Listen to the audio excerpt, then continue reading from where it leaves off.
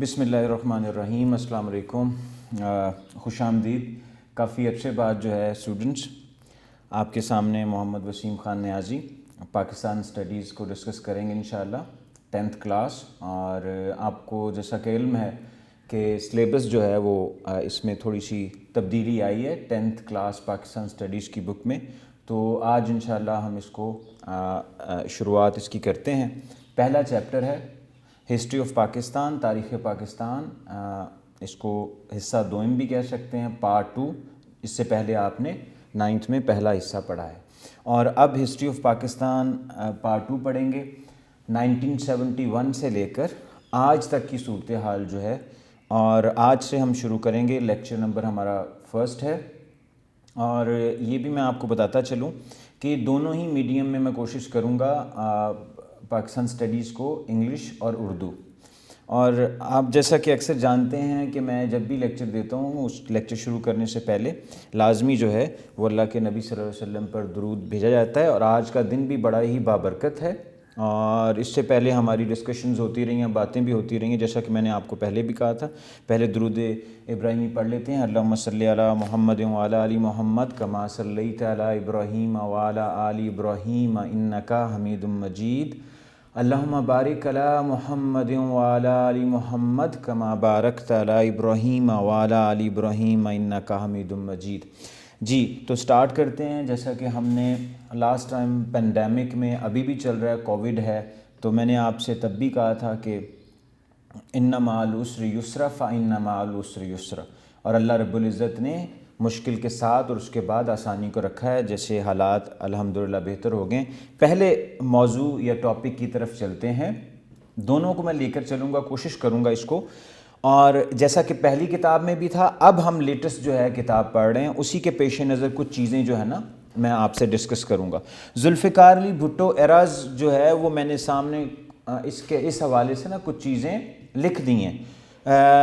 What steps taken by the Zulfiqar Ali Bhutto for the betterment of the people of the Pakistan، ٹھیک ہے، کچھ reforms کی تھیں، ریفارمز اصلاحات کی تھیں، بہتری کے لیے انہوں نے کچھ کام کیے تھے جب وہ وزیر اعظم کے طور پر سامنے آئے تھے، اور ایک پارٹی کے سربراہ کے طور پر بھی۔ آپ کو پتہ ہے پاکستان پیپلز پارٹی کے پہلے چیئرمین اور جو بنانے والے ہیں وہ ذوالفقار علی بھٹو ہیں۔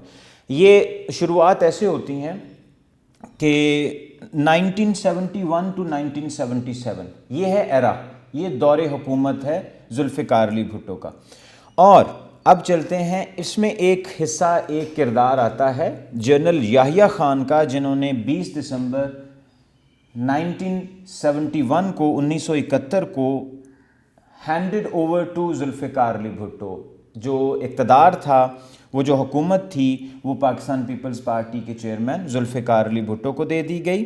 اور ذوالفقار علی بھٹو جو ہیں وہ خاص طور پر کچھ، یہ شروعات وہ دن تھے جب آپ کو پتہ ہے پاکستان دو لخت ہو چکا تھا، 16 دسمبر 1971 کو، ٹھیک ہے، تو بنگلہ دیش الگ ہو چکا تھا، ہمارا ایک حصہ مشرقی پاکستان۔ اب صورتحال جو ہے ایک نئے موڑ پر تھی، اور ایک نئے سربراہ کے طور پر ذوالفقار علی بھٹو سامنے آئے تھے۔ اور انہوں نے عہد کیا عہد کیا لوگوں سے، اپنے پاکستان کے لوگوں سے، اور کیا کاوشیں کی، کیا کوششیں کی، ان کا ذکر آج ہم کریں گے۔ انہوں نے کچھ جو ہے نا انقلابی اقدامات اٹھائے، ٹیکن سم ریولوشنری سٹیپس، اور کس کے لیے؟ عوام کے لیے۔ اور ایک اور چیز اس میں بورڈ کے پوائنٹ آف ویو سے سوال اہم ہے، اس میں کچھ شارٹ کوسچنز اور MCQs بھی بہت ہیں، ویلڈ ہیں، اور آپ کو آ سکتے ہیں۔ تو انٹروڈکشن ہم نے شروع کر دیا ہے، پس منظر اور تعارف بھی میں نے لکھا ہوا ہے ساتھ، اس کو میں ایکسپلین کر دوں گا۔ اس میں وہ ان کا دور حکومت ہے، اور ایک اور MCQs بڑا اہم ہے اس میں کہ جب martial law lifted the martial law in Pakistan in the country on April 21st 1972 1972 کو مارشل لا اٹھا لیا گیا، اور اقتدار جو ہے خاص طور پر انڈر دا انٹرم کانسٹیٹیوشن۔ اچھا، انٹرم کانسٹیٹیوشن پہلے پیراگراف میں ان ٹرمنالوجی استعمال کی گئی ہے، انٹرم کانسٹیٹیوشن وہ عبوری ایک آئین ہوتا ہے جو مختصر یا تھوڑے عرصے کے لیے لایا جاتا ہے کیوں لایا گیا؟ اس لیے کہ تب تک کوئی آئین جو ہے نا وہ معطل ہو چکے تھے 2 اس سے پہلے، اور اب نئے آئین کی ضرورت محسوس ہو رہی تھی، اور اس حوالے سے 25 رکنی کمیٹی قائم کی گئی، اور یہ صحرا جو ہے ذوالفقار علی بھٹو کے جو ہے وہ ان کے کندھوں پر ہی ہے، اور ان کو اس کا صحرا جاتا ہے کہ انہوں نے کانسٹیٹیوشن کو بنانے میں، اس کو تشکیل کرنے میں، اس کو ریفارم کرنے میں بہت اہم کردار ادا کیا ہے۔ تو اس کمیٹی میں 25 ممبرز تھے، یہ بھی MCQs ہے۔ آگے بڑھتے ہیں، خاص طور پر اس میں تمام جماعتوں کے اراکین ممبرز موجود تھے۔ اس حوالے سے 2-3 چیزیں تھیں اس میں، ایک تو کب مارشاء اللہ اٹھا لیا گیا، اس کو ختم کر دیا گیا 1972 21 اپریل۔ اب آگے بڑھتے ہیں، کیا انقلابی اقدامات کیے ہیں، کیا اصلاحات کی ہیں ذوالفقار علی بھٹو نے جیسے ہی وہ اس ملک میں پاکستان کے وزیر اعظم کے طور پر آئے۔ کچھ چیزیں اس میں آپ کی درسی کتب جو ہے، یہ ایک ٹیکسٹ بک ہے، اس میں کچھ چیزیں ایکسٹرا بھی ہوں گی۔ ایکسٹرا سے مراد یہ ہے کہ اس میں ایک آپشن اب اس نئی کتاب میں لکھا گیا ہے، ڈو یو نو، کیا آپ جانتے ہیں، وہ بھی آپ کے اسی سلیبس کا حصہ بھی ہوگا، اور اس میں سے بہت زیادہ چانسز بھی ہیں کہ ان کو MCQs کے طور پر اور شارٹ کوسچنز کے طور پر لایا جائے، اور مطلب آ سکتے ہیں آپ کو۔ فائنل ایگزامز کے حوالے سے میں زیادہ بات کر رہا ہوں، ٹھیک ہے۔ تو اب چلتے ہیں صنعتی اصلاحات، خاص طور پر ذوالفقار علی بھٹو نے صنعتی اصلاحات کون سی کیں عوام کے لیے، ان کی بہتری کے لیے۔ اس میں اب بڑھتے ہیں آگے۔ انہوں نے عہد کیا خاص طور پر ری بلڈ دا کنٹریز اکانومی، دوبارہ اس کو بہتری کی جائے گی، دوبارہ ترقی کی طرف لایا جائے گا، اور انڈسٹریل خاص طور پر انوائرمنٹ کریٹ کیا جائے گا اس حوالے سے۔ اور اس میں بڑھتے ہیں، خاص طور پر ورکرز کے حوالے سے بہت خیال رکھا ذوالفقار علی بھٹو نے۔ یہ یاد رکھیے گا، جو انڈسٹریل ریفارمز لانے میں جو مزدور طبقہ تھا، جو خاص طور پر فیکٹریز ملوں میں کام کرنے والے لوگ ہیں، ان کے حوالے سے کیا کیا گیا، خاص طور پر مزدوروں کے حوالے سے ریفارمز لائی گئیں۔ Profits of the industries was increased, بڑھا دیا گیا ان کا نفع بھی اس کو دیا گیا، اور بونس جو ہے میڈ مینڈیٹری مطلب لازم و ملزوم قرار دیا گیا امپلائیز کے لیے جو خاص طور پر کام کرنے والے تھے۔ آگے بڑھتے ہیں، health facilities for the workers were increased, خاص طور پر صحت کی سہولتیں بھی ذوالفقار علی بھٹو نے ریفارمز کے ذریعے مزدوروں کے حوالے سے، جو نچلا طبقہ ہوتا ہے، مڈل اینڈ لوئر کلاس ہوتا ہے، اس کے حوالے سے اقدامات کیے۔ Strategy of the nationalization, very important terminology بھی کہہ سکتے ہیں، ایک ٹرن تھا، ایک مڑا نیشنلائزیشن، اس کا مطلب ہوتا ہے قومیانہ، اردو میں اس کو کہتے ہیں قومیانہ یا نیشنلائزیشن اس کو کہتے ہیں، جس میں حکومت جو ہے کچھ نجی ادارے بھی خاص طور پر، اس میں سارے بھی ہو سکتے ہیں، کچھ بھی ہو سکتے ہیں، ان کو اپنی تحویل میں لے لیتی ہے، اس کا کنٹرول سنبھال لیتی ہیں، اس کو کہتے ہیں قومیانہ۔ اس میں لفظ بھی استعمال کیا ہو گیا، یا اس میں انگلش میں کہا جاتا ہے nationalization. Nationalization means that the government control over the private institutions، اور ان کو اپنی تحویل میں لے لیتی ہے، under control the government۔ And next ہم بڑھتے ہیں آگے، اس میں ایک اور چیز بنائی گئی، state life insurance corporation of Pakistan was established. اس میں اور ایک کام کیا گیا، ایک ادارہ قائم کیا گیا جس کو state life insurance of corporation Pakistan کہتے ہیں۔ اس سے آگے بڑھتے ہیں، ڈو یو نو والا آپشن ہے، اس میں ایک آپ کے do you know page number 2 پہ ہے کہ یہ کامن ویلتھ کسے کہتے ہیں۔ کامن ویلتھ کے حوالے سے سوال آ سکتا ہے، شارٹ کوسچن 2 نمبر کا۔ آگے بڑھتے ہیں، کامن ویلتھ ایک تنظیم ہے، it is a organization, it is established 1926، اور یہ آرگنائزیشن کا ہیڈ کون ہے، اس کو کون چلاتا ہے اس تنظیم کو؟ دنیا میں بہت ساری تنظیمیں ہیں، جیسے آپ کو پتہ ہے بہت ساری OIC ہے، اور خاص طور پر یونائٹڈ نیشنز ہے، خاص طور پر اس کے ذیلی ادارے ہیں، ایسے ہی ایک تنظیم ہے یہ بھی۔ کامن ویلتھ خاص طور پر ruled by the United Kingdom and this organization was established in 1926. یہ MCQs بھی ہے, short question بھی ہے. Including Pakistan, write the names of the Commonwealth organizations. اس میں انڈیا, بنگلہ دیش اور پاکستان شامل ہیں. آسان لفظوں میں آپ کو سمجھا دیتا ہوں.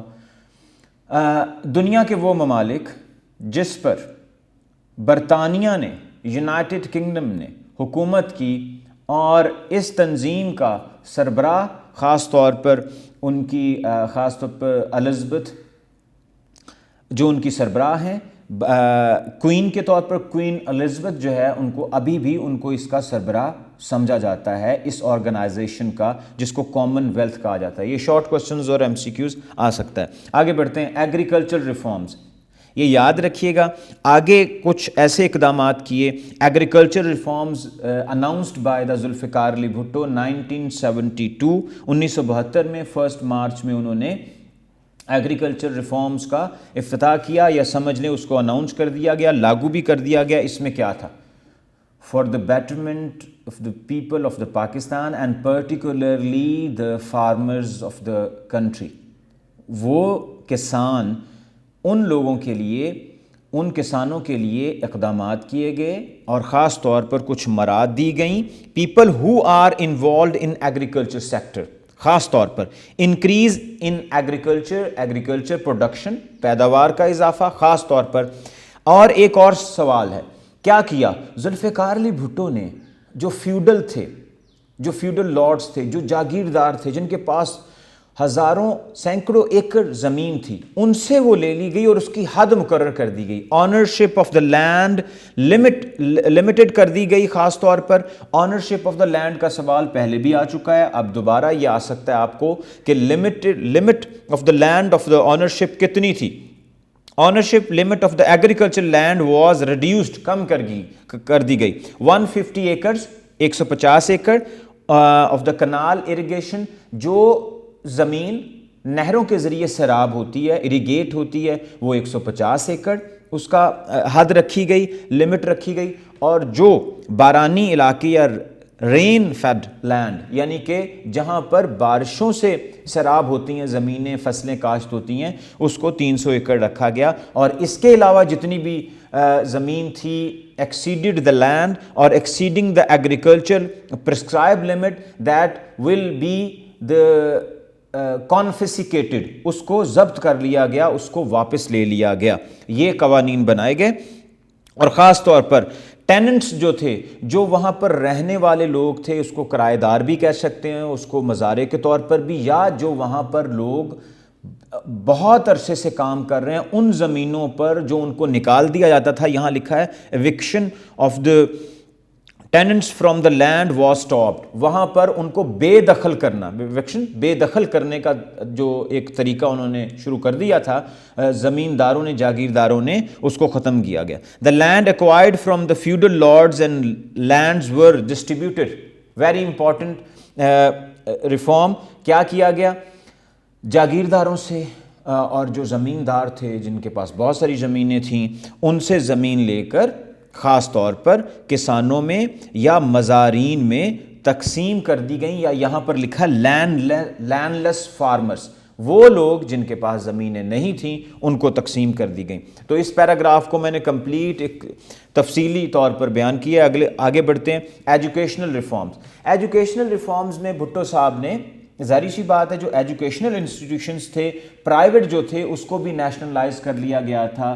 اس پر بھی کنٹرول تھا حکومت پاکستان, اور خاص طور پر حکومت جو ذوالفقار علی بھٹو کی حکومت تھی, ان کا کنٹرول اس پر تھا, اور تعلیمی اداروں کا. وجہ کیا تھی؟ وجہ یہ تھی خاص طور پر ایجوکیشنل ریفارمز 1972 میں لائی گئیں. یہ بھی آپ کا MCQs ہے, اس کو بھی نوٹ کر لیجئے گا.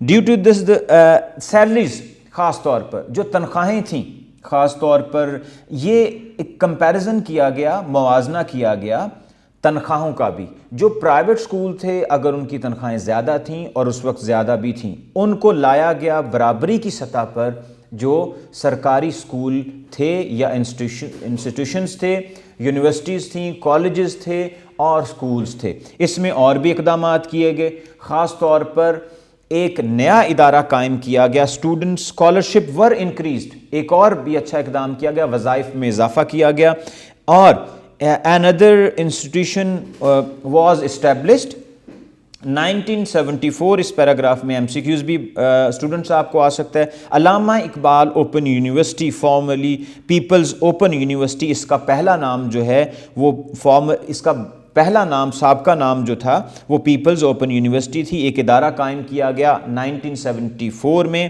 اس خاص ادارے کا اس کی تعلیم اور دوسرے ادارے جو ہیں, انسٹیٹیوشنز ہوتے ہیں, جو یونیورسٹیز ہوتی ہیں, اس میں تھوڑا سا فرق ہے, اس کو ہم اس میں بیان کر دیتے ہیں. یہ کیسی یونیورسٹی تھی؟ Which provided opportunities for students to acquire حاصل کرنا, حصول, education through distance learning.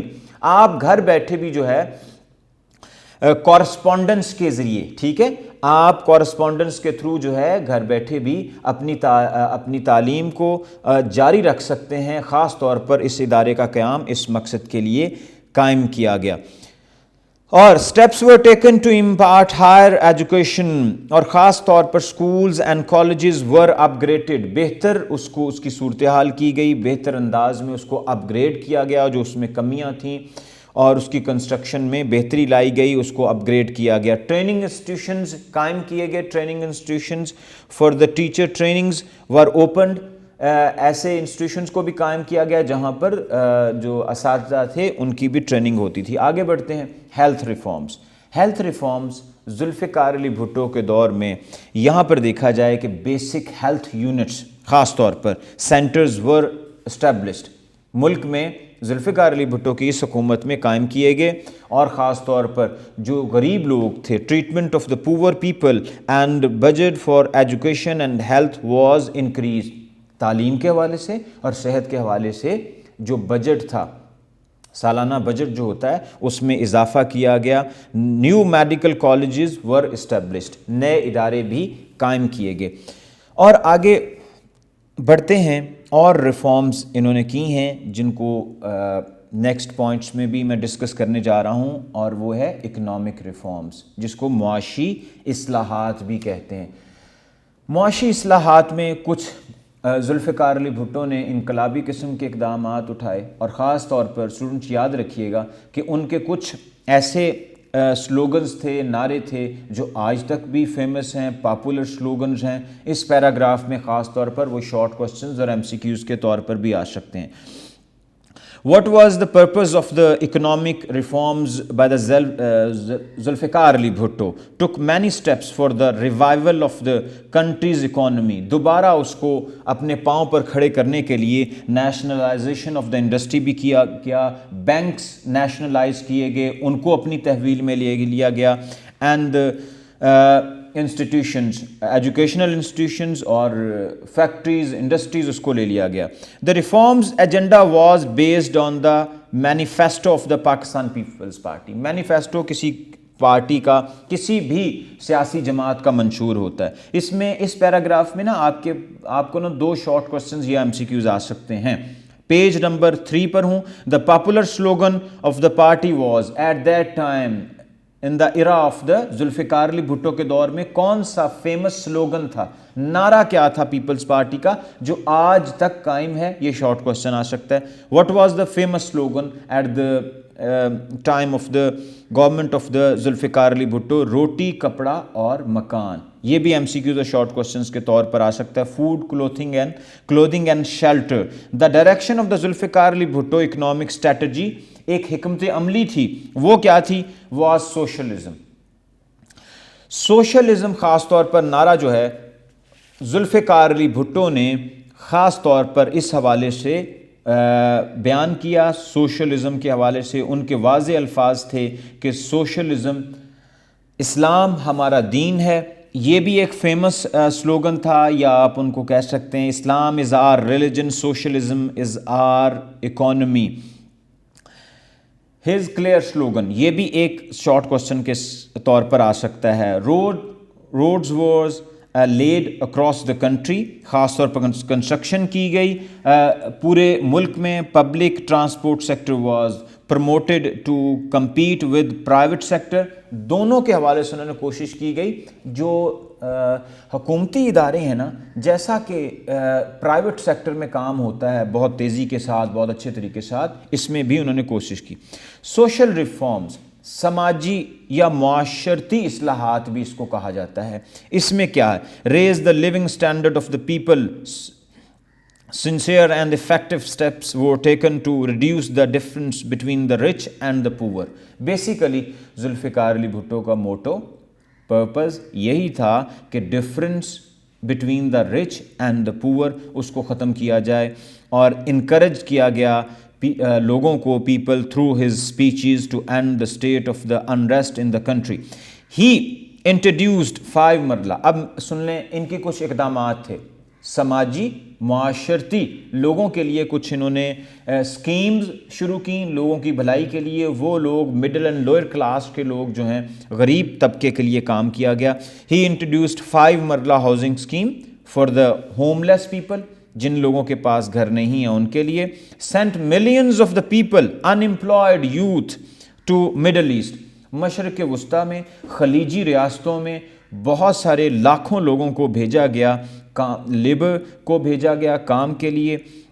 Steps have been taken to protect the women in Pakistan. اور ایک اور خاص طور پر اس پارٹی کی خاص طور پر سمجھ لیں یا ذوالفقار علی بھٹو کے اقدامات میں سے خاص طور پر خواتین کے تحفظ کو بھی یقینی بنایا گیا اس حوالے سے. اور الیکٹریسٹی دی گئی بہت سارے ہنڈریڈز آف دا ولیجز کو، گاؤں میں خاص طور پر. شہروں میں تو تب جو ہے وہ اس میں وافر مقدار میں تھی اور بہت سارا اقدامات اٹھا لیے گئے تھے، لیکن گاؤں کو بھی سہولت، جو رورل ایریاز کہتے ہیں، کہہ سکتے ہیں بیکورڈ ایریاز کہہ سکتے ہیں، اور جو گاؤں تھے وہاں پر بھی بجلی پہنچائی گئی. ڈیولپمنٹ کی گئی خاص طور پر رورل ایریاز میں.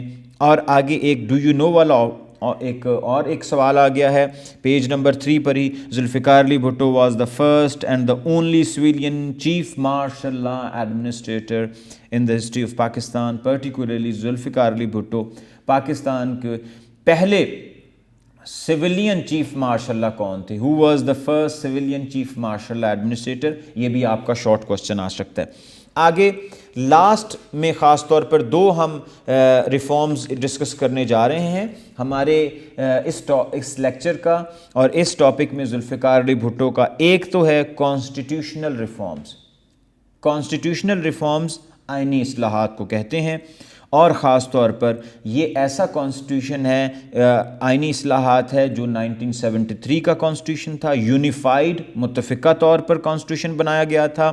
اور the constitutional amendments of this period are as follows. اچھا جی، یہ امینڈمنٹ کیا ہوتی ہے؟ ترمیم کہتے ہیں اس کو اردو میں. اور ایسی چیزیں جو آپ آئین میں اضافہ کر دیں، نئی چیزیں لے آئیں، امینڈ کر دیں، اس میں تبدیلی بھی لے آئیں، اس میں ترمیم بھی کر دیں، کچھ چیزوں کا اضافہ کر دیں. فرسٹ امینڈمنٹ پر آتے ہیں. فرسٹ امینڈمنٹ 1974 میں آئینی ترمیم کی گئی. آئین کی بات کر رہا ہوں جس میں ہماری جو ایک کتاب ہے آئین، جو خاص طور پر ہمارا آئین 1973 میں 1973 میں بنایا گیا. First amendment.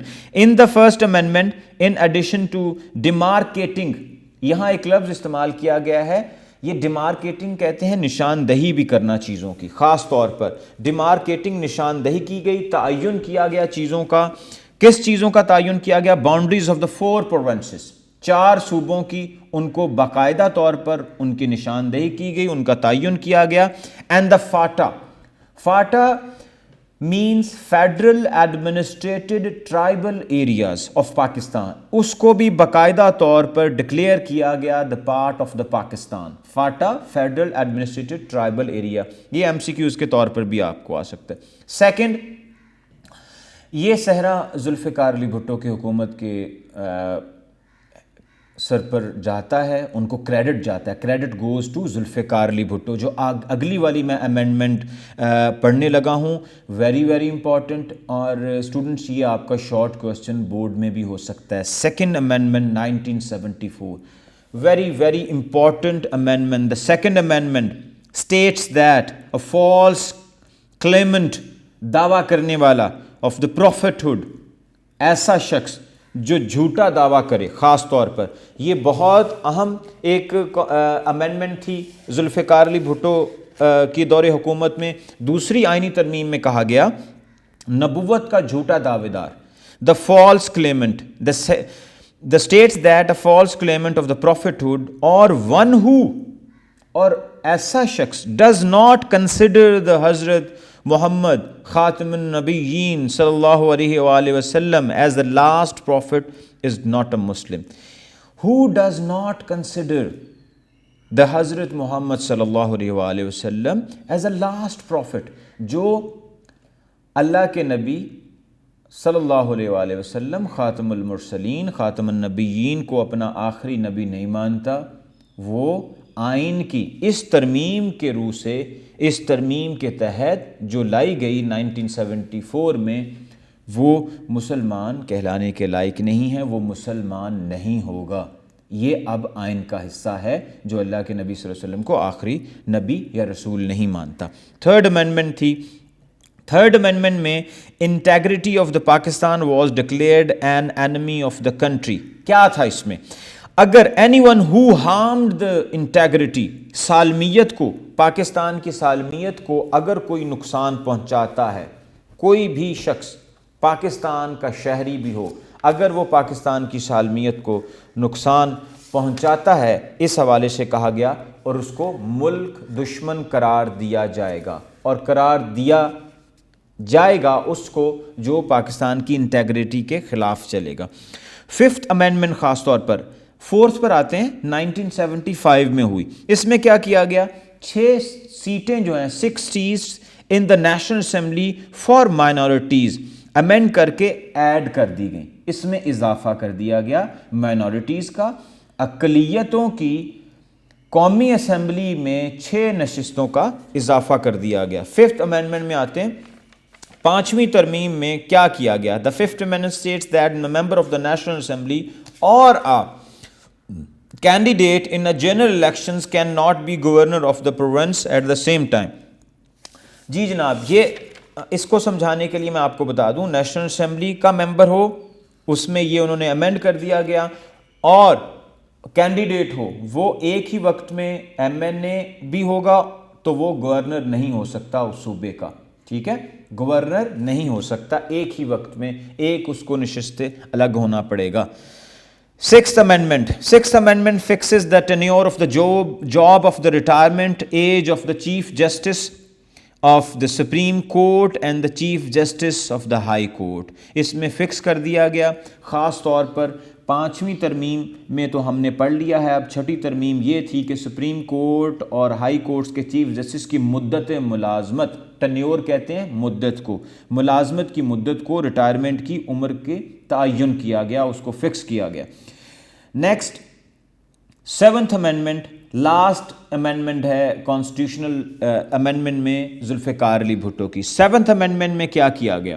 7th امینڈمنٹ میں وزیر اعظم کو یہ حق دیا گیا کہ وہ کیا کر سکتا ہے، the right to prime minister to advise کیا کر سکتا ہے؟ کسی بھی پیش نظر مشورہ دے سکتا ہے. کس کو؟ The president of Pakistan.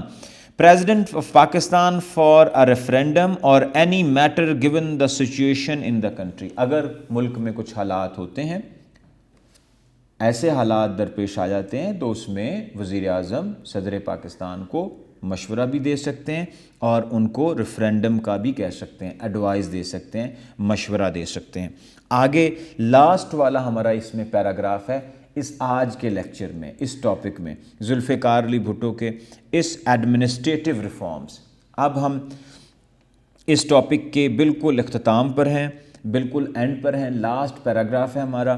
اس میں ہے جی ایڈمنسٹریٹو ریفارمز، انتظامی اصلاحات کیا کی گئیں، کیا ذوالفقار علی بھٹو نے کام کیے انٹرنیشنل ریلیشنز میں، ہمسایہ ممالک کے ساتھ کیسے ان کے تعلقات استوار ہوئے جب وہ پاکستان کے پرائم منسٹر تھے. Zulfiqar Ali Bhutto visited Afghanistan, China and Russia in 1972. یہ بھی آپ کا MCQs ہے. In which countries that Zulfiqar Ali Bhutto visited, ایک تو یہ سوال ہے کون سے ملکوں کا دورہ کیا؟ چائنا، افغانستان اور رشیا کا. And when he visited these countries, کب کیا انہوں نے؟ 1972. established relations with the leaders of the other countries and give Pakistan a legitimate place. ایک خاص ان کو مقام دلانے کے لیے، دنیا کی صف میں کھڑے کرنے کے لیے عظیم اور جائز مقام کہہ سکتے ہیں. لیجٹیمیٹ کہتے ہیں جائز کو. مقام دلانے کے لیے انہوں نے دنیا کے بہت سارے لیڈرز کے ساتھ ملاقاتیں بھی کیں. Legitimate placed among the great nations. خاص طور پر Shimla agreement with India. Shimla agreement بھی ہوا ہے. شملہ ایگریمنٹ تب ہوا تھا جب خاص طور پر the Bhutto government reform the structure of the civil services کا بھی کیا. اور شملہ کانفرنس میں خاص طور پر آپ کو یاد ہوگا جب 1971 کی جنگ ہوئی تھی تو اس میں ہندوستان کے، انڈیا کے کچھ قیدی جو پرزنرز تھے، دا وار آف دا پرزنرز، وہ ہمارے پاس تھے. تو شملہ کانفرنس کا مقصد کیا تھا؟ شملہ کانفرنس 1971 وجہ کیا تھی؟ وجہ یہ تھی کہ ان قیدیوں کو واپس بھارت کے حوالے کر دیا گیا تھا، اسی لیے کنڈکٹ کی گئی. The Bhutto government reform the structure of the civil services. خاص طور پر جو سول سروسز کا ادارہ ہے اس ڈھانچے کو اور پولیس کے ادارے کو بہتر کیا گیا، اس میں اصلاحات لائی گئیں. ان 1974 he convened the Islamic Summit Conference in Lahore. very very important year. آپ یہ یاد رکھیے گا، اسلامی سربراہی کانفرنس خاص طور پر 1974 میں اسلامی سربراہی کانفرنس کا انعقاد کیا، بلکہ اور مسلم امہ کے اتحاد کے لیے، خاص طور پر دا یونٹی آف دا مسلم امت، مسلم نیشنز جو اسلامک کنٹریز تھے ان کے اتحاد کے لیے سب کو اکٹھا کیا گیا. جو اسلامی سربراہی کانفرنس پاکستان میں کب ہوئی؟ which is conducted in 1974. 1974 میں اسلامی سربراہی کانفرنس پاکستان میں لاہور میں منعقد کی گئی خاص طور پر. اور ایک اور چیز، the issue of the disputed territory, مسئلہ کشمیر کو اجاگر کیا گیا. Highlighting the Kashmir issue to the world. خاص طور پر پاکستان کا جو، خاص طور پر انڈیا جو کہتا ہے according to India integral part of the India, جو سمجھتا ہے کہ جی وہ حصہ ہے، لیکن it is a disputed territory. یہ متنازع جگہ ہے، متنازع علاقہ ہے جس پر انڈیا نے زور زبردستی فوجی طاقت کے ذریعے 70 سال سے زیادہ ہو چکے ہیں انہوں نے قبضہ کیا ہوا ہے. اس کشمیر ایشو کو بھی ہائی لائٹ کیا گیا دنیا کے سامنے خاص طور پر. And the last one, to identify the Pakistani people, the creation of the national identity card was started. To identify the Pakistani people, creation of the national identity card was started. اس میں پاکستانی عوام کو شناخت دینے کے لیے قومی شناختی card بنانے کا آغاز بھی کیا گیا. یہ جو آپ کے آئیڈینٹی کارڈ موجود ہوتے ہیں، اس کا ابتدا جو ہے وہ ذوالفقار علی بھٹو کی حکومت میں کیا گیا تھا خاص طور پر شناخت کے لیے. اور یہ خاص طور پر ہمارے یہ کچھ ریفارمز تھیں جو میں نے آپ کے ساتھ ڈسکس کی کمپلیٹ اس لیکچر میں. یہ ہمارا پہلا لیکچر تھا پاکستان اسٹڈیز 10th کی نئی کتاب کے بالکل عین مطابق. جو چیزیں اس میں بدلی گئی ہیں، چینج ہوئی ہیں، ایڈ ہوئی ہیں، ایڈیشنز اس میں ہوا ہے، اس کو بھی ڈسکس کیا گیا. بورڈ کے پوائنٹ آف ویو سے بھی اس حوالے سے میں نے آپ کو بیان کیا ہے، ایکسپلین بھی کیا ہے کہ اس حوالے سے آپ کو یہ سوال آ سکتا ہے. دوسرے لیکچر میں ہم جو اگلا ٹاپک ہے خاص طور پر جنرل محمد ضیاء الحق ایراز، ٹھیک ہے، جو خاص طور پر دور حکومت تھا جنرل ضیاء الحق کا 77 سے 88 تک، اس کو ڈسکس کریں گے. وہ سیکنڈ لیکچر میں ہوگا. تو انشاءاللہ تب تک کے لیے اللہ حافظ.